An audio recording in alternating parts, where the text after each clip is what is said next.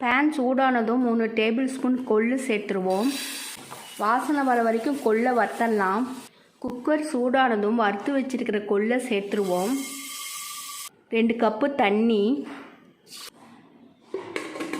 4 whistle வர வரைக்கும் wait பண்ணலாம்.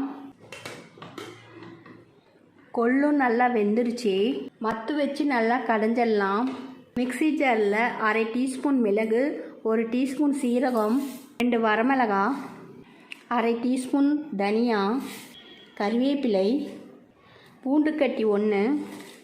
மிக்சியில் ஒன்றும் பாதியமாக அரைச்சிடலாம். பேன் சூடானதும் 1 டேபிள் ஸ்பூன் ஆயில். ஆயில் சூடானதும் 1/2 டீஸ்பூன் கடுகு, வரமிளகாய் 2, கறிவேப்பிலை. கடுகு பொரிஞ்சதும் சின்ன சின்னதாக கட் பண்ண தக்காளி 1 கப்பு, 1/2 கப்பு புளி கரைசல்.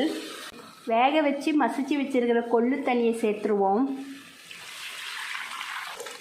ஒன்றும் பாதியமாக அரைச்சி வச்சுருக்கிற மிளகு சீரகத்தை சேர்த்துருவோம். தேவையான அளவு உப்பு. ரசம் ஒரு கொதி வர வரைக்கும் வெயிட் பண்ணலாம். கடைசியாக சின்ன சின்னதாக கட் பண்ண கொத்தமல்லி. கொள்ளு ரசம் ரெடி ஆயிடுச்சு. இது போல் ட்ரை பண்ணி பாருங்கள். தேங்க்யூ.